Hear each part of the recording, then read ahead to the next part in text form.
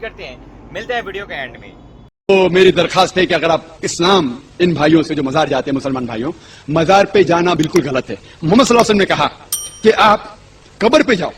اگر آپ قبر پہ جائیں گے تو آپ کو یہ احساس ہوگا کہ آپ کبھی نہ کبھی مرنے والے تھے، تو اللہ پہ اور یقین کریں گے، آخرت پہ یقین ہوگا. تو قبر پہ جا کے ان کے لیے دعا کرنا صحیح ہے. جو آدمی مر چکا ہے ان کے لیے دعا کرو، ان کو دعا نہیں کر سکتے. You can pray for them not to them.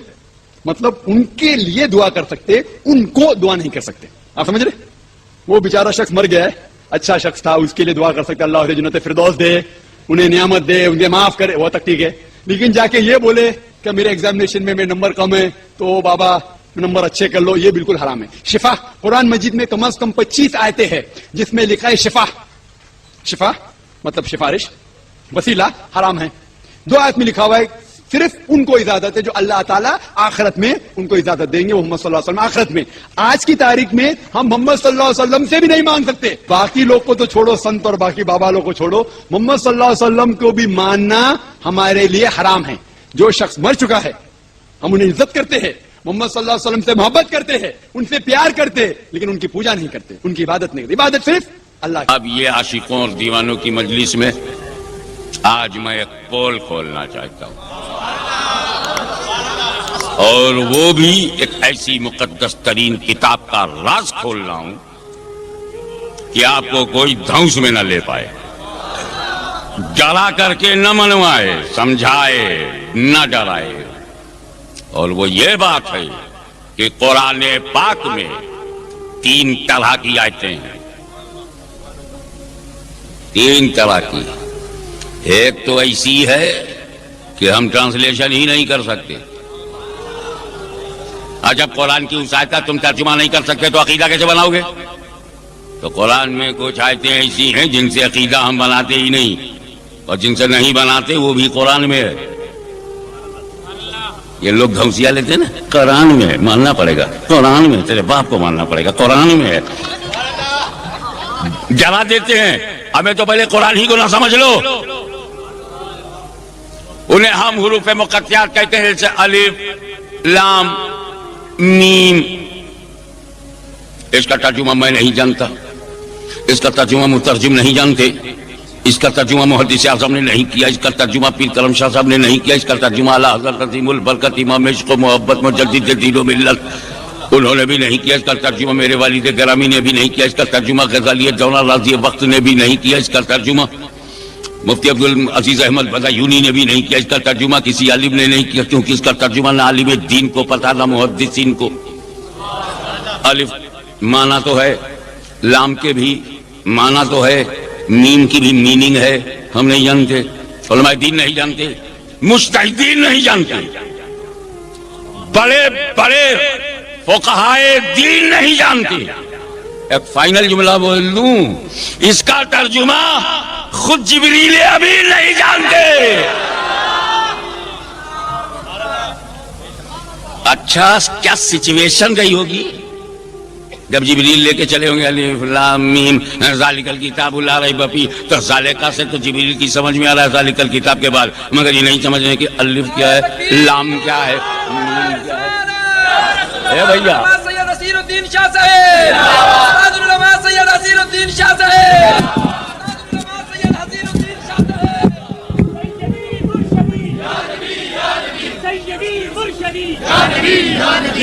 میں نے عرض کیا کہ الف لام میم کاف یا عین صاد ہا میم عین سین قاف کرو ترجمہ تو جانے.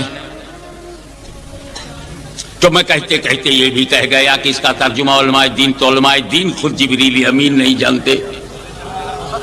الف یہی وجہ ہے کہ جب جبریل علیہ السلام بارگاہ رسالت میں لے کے آئے الف، حضور نے کہا میں سمجھ گیا. جبریل نے کہا لام، نبی نے کہا میں سمجھ گیا. پھر جبریل نے کہا میم، سرکار بولے میں سمجھ گیا.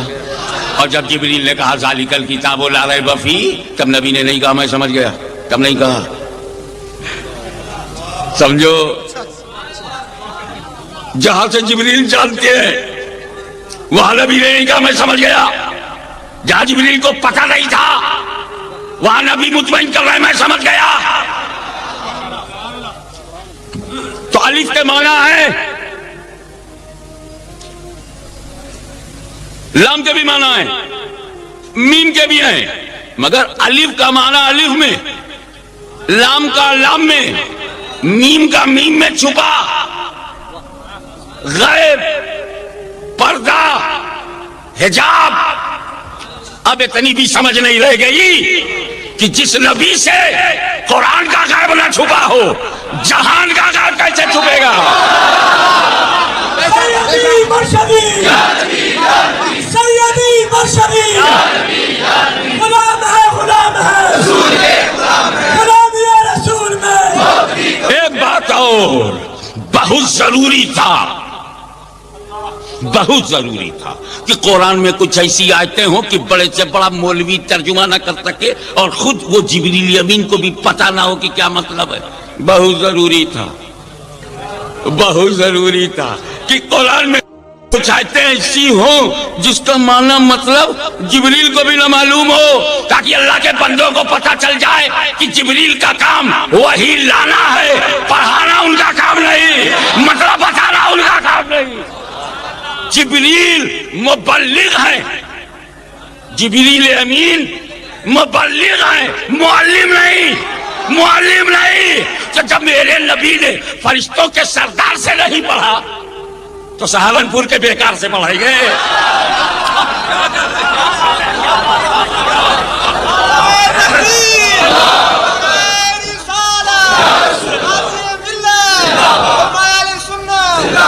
उलमाए किराम अपनी इस्तिलाही जबान में इस किस्म की आयात को अव्वलन मुफरदात करार देते हैं और वाज़े तौर पर इसे हुरूफ मुक़त्तिआत कहते हैं। लेकिन एक दूसरी किस्म की आयत और है। अब अलिफ लाम मीम से तो अकीदा बनने वाला नहीं, जब मतलब मालूम ही नहीं तो क्या मतलब निकाले, मंशा मालूम ही नहीं है तो क्या अकीदा बनाए। दूसरी किस्म की आयत ऐसी है, पहले उसकी पहचान समझ लो। बात तो दर्सगाह की है, बात तो उलमा से करने की है, लेकिन मेरी ड्यूटी है कि वो बात आवाम से कहो। तो थोड़ा सा मैं अपना लेवल कम करूं, तुम अपना लेवल ऊपर करो, ताकि दूरियां नजदीकियां बन जाएं और मामला फहमी आसान हो जाए। कुरान में कुछ आयतें ऐसी हैं जिनका तर्जुमा तुम कर सकते हो, ट्रांसलेशन कर सकते हो, लेकिन तर्जुमे में जो जाहिर होगा, पक्की बात यह है कि वो खुदा की मुराद नहीं। जब तर्जुमा करोगे तो तर्जुमे में जो बाहर निकलेगा वो खुदा की मुराद नहीं, और जो खुदा की मुराद है वो तर्जुमे में मौजूद नहीं। जैसे यदुल्लाह फौका अयदीहिम, यदुल्लाह का जो चाहे तर्जुमा करे, आसान है, अल्लाह का हाथ। यद माने हाथ, बहुत सीधा सा, हैंड ऑफ अल्लाह। लेकिन किस्माई के लाल में हिम्मत है कि अल्लाह को हाथ मान ले।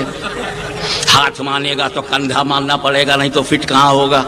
और जब शोल्डर मान लिया तो सीना मानेगा, नहीं तो शोल्डर रहेगा कहाँ। और जब सीना मान लिया तो पेट मान लो, और पेट वोट सब मान लिया तो दो टांग भी मान लो।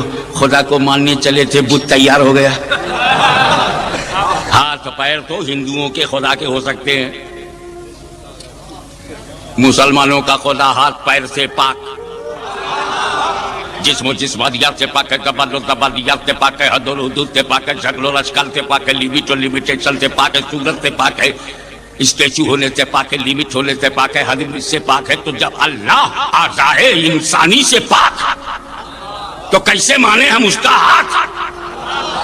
लेकिन कुरान में तो है। अब धमसियाओ, अब धमकाओ कि कुरान में है यद, जैसे लेके बैठे हैं बशर, तो यहां यद।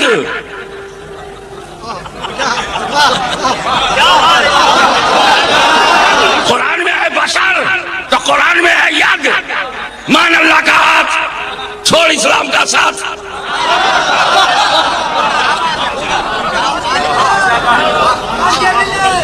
नारा मौके मौके पे ऐसा ना मालूम हो कि नारे का डायरिया हो गया है सुटेबल टाइम पर। अरे जब मुझे थका देखो लगा देना, मैं रेस्ट ले लूंगा, rest is the best policy. लेकिन यहां पर ठहरो, तो यद का जो तर्जुमा है वो हाथ है, जाहिर हाथ। यकीनन ये खुदा की मुराद नहीं, اور ید کہہ کر خدا نے جو مراد لیا وہ ترجمے میں ظاہر نہیں. تو جب مراد الہی ظاہر نہ ہو تو اس آیت کو آیت متشابہ کہتے ہیں.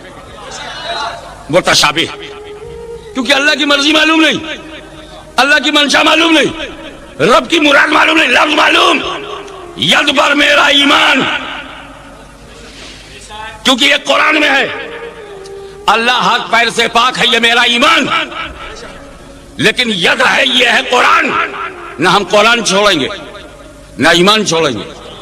تو ہم یہی کہیں گے کہ ید کا جو ظاہر ہے خدا کی مراد نہیں ہے, اور ید کہہ کر خدا نے جو مراد لیا وہ ترجمے میں ظاہر نہیں ہے. یہ آیت متشابہ ہے, اور متشابہ کے بارے میں متفقہ فیصلہ یہ ہے کہ اسے عقیدہ بنانا جائز نہیں. ہمیں جب اللہ کی مراد معلوم نہیں تو عقیدہ کیا بناؤ گے؟ منشاء ربانی معلوم نہیں تو حکم کیا لگاؤ گے؟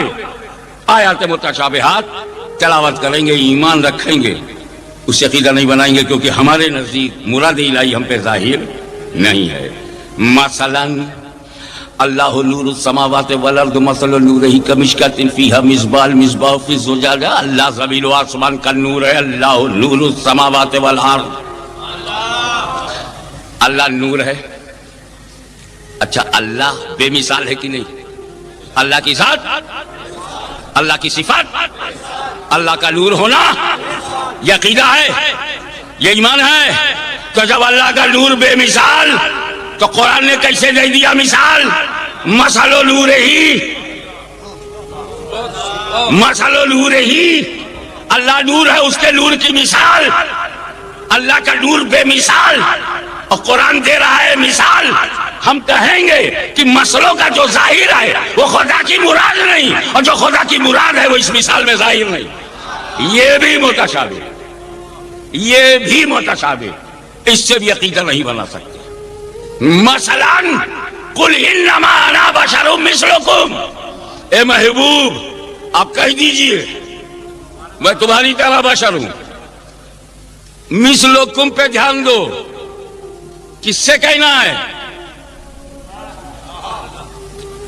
ارے بابا, جو بات میں ہندوؤں سے کہوں گا وہ تم سے کیوں کہوں؟ ان سے کہوں گا اے ہندوستانی ہندوؤں بت پرستی چھوڑو. تم سے کہا کو کہوں؟ تم تو چھوڑے بیٹھے ہو. بہت ضروری ہے یہ جاننا کہ مخاطب کون. استاد العلماء علامہ سید حسین الدین صاحب کی صورت میں تو ہمارے پاس پورا دارالفتہ بیٹھا, اسلامی کتب خانہ, چلتا پھرتا کتب خانہ. انہیں سے ہم پوچھیں گے حضرت تفسیر میں کیا ہے, کہ بیٹا جلالین بھول گئے کیا؟ درس نظامیہ بغیر جلالین کے دو جب تک جلال اکٹھا نہ ہو جمال پیدا ہی نہیں ہوتا. امید کرتا ہوں کہ آپ کو اس ویڈیو سے بہت اچھا میسج گیا ہوگا, بہت اچھی جانکاری ملی ہوگی. اور آپ کو ریئیکشن ویڈیو دیکھنا کیسا لگتا ہے کمنٹ میں ضرور بتائیے گا. چلو ملتے ہیں پھر کسی نیکسٹ ویڈیو کے ساتھ, جب تک کے لیے بھائی اللہ حافظ, دعا میں یاد رکھنا.